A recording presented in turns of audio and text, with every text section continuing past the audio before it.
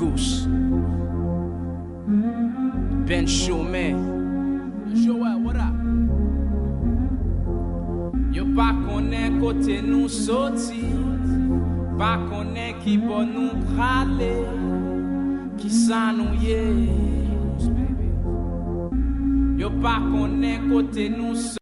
Alright, ladies and gentlemen, once again, this is another Kafouinc exclusive. You know how we do. We bring it to you live, raw, and uncut. And right now, we are at City Tech. Like I said, we travel far. We travel very far. And we try to find whatever location is convenient. So right now, we got the Gooses up in the building. We got Bennchoumy and Johwell, and we're going to get up close and personal. It's been quite some time since we've gotten up close and personal. What didn't you say, Bennchoumy? Nah, I disagree. I'm always here, man. Bennchoumy, Ching Ching King, Niggas. And Mr. Johwell, would you like to introduce yourself, sir? My name is Johwell. Name is Johwell. Exact. Representing the Negroes movement. Okay, so you guys have been doing a lot of great things, but what I want to start off with is I want to start off with the Creole Hip-Hop Movement, and I want to, well, a lot of people already know you. You have major web presence, Bennchoumy, and you've been in the movement for quite some time. Tell me right now, at this point in your career, what are some of the obstacles and challenges that you face?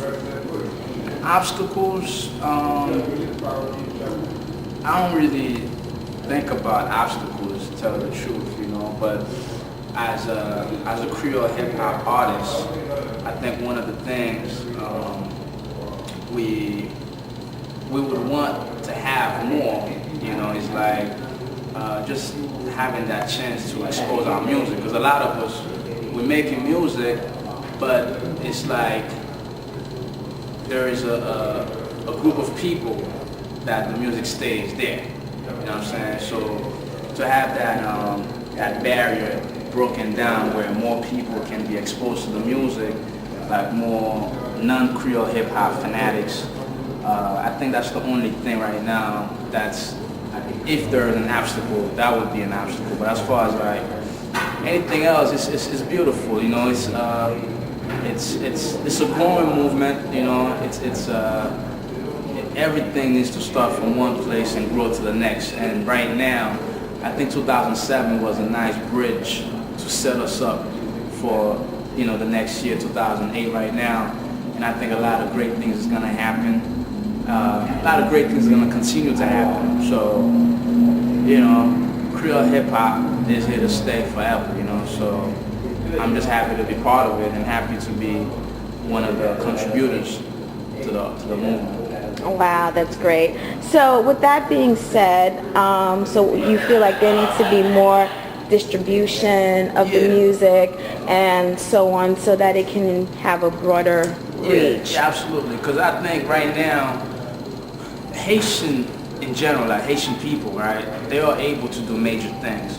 But it's just that to have somebody who's able to make it happen, just, you know, be involved with the movement would help. But I don't think we're gonna wait on that to happen. You know, I think even with us, the artists right now, we are able to make some major moves. You know, because when you make noise, people listen. You know, so it all depends on what you're saying.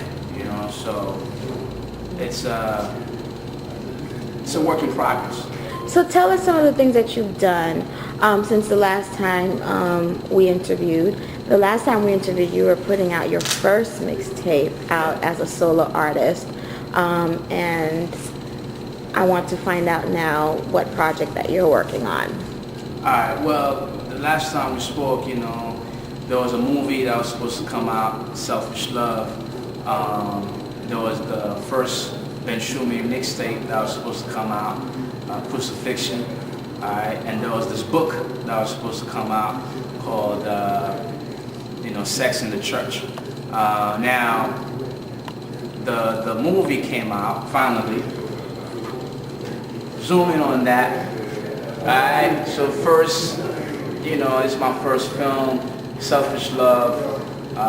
Worked with a lot of great people on that.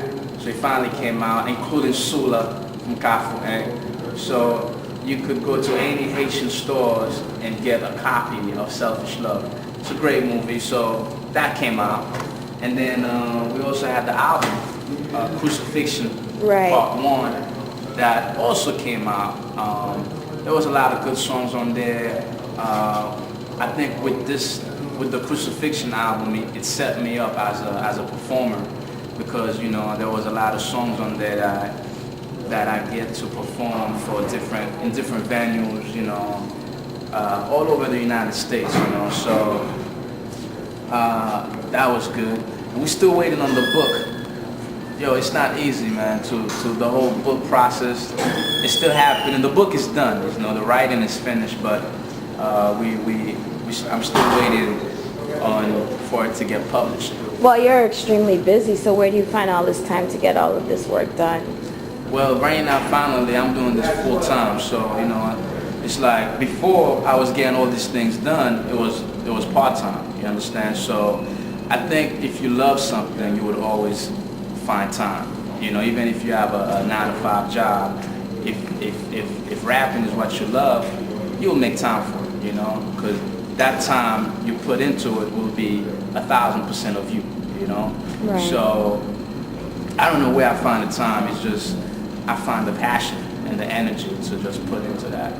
I want to expand a little bit about the sex in the church, and I know that is like a really deep issue for you. I know this is something that you balance between, church, sex, religion, and so on. So I want you to kind of expand for us. Well, again, because back then when we initially spoke, your views were extremely strong in that you felt like, the church was dictating certain things that you could not do in sort of premarital sex and so on and so forth. So I want to know, between then and now, have your views changed? Now, I don't think it changed, but there's definitely more to it. Basically, right now, I'm against any type of systematic form of organization. Anything that's within a system is built with limitations. You understand? So, and church is no different from that. Having a church or any religious organization is to have a system, whereas you are allowed to know certain things, and you're allowed to practice certain things, and there's allowance. You can't do that, and there are rules and regulations, and I don't think that's fair to the human mind. Like, our minds has no limit. It's said that we use only 10% of our mind, and to add another form of system on top of that, I think it's ridiculous. So sex in the church is an exposition of truth that lies within an organization that I had a chance to live, and experience for myself, and I just want to share it with everybody, with the rest of the world. So as far as religion, man, fuck religion. If you could beat that, I'll do that, but well, this is raw and uncut, so I apologize. That. So church is to me, that's the devil's best plan to control mankind, And from when I say devil, I don't mean like Lucifer with the big, spear upside down. I'm talking about the government, the Illuminatis and all that. You understand? So that's where this is going. Well, this is a big jump from you, because you, as the first Creole Hip-Hop gospel group, this is a big jump. We all make mistakes, I'm a man. I wouldn't call it a mistake, me being part of a church, but I wasn't where I am now.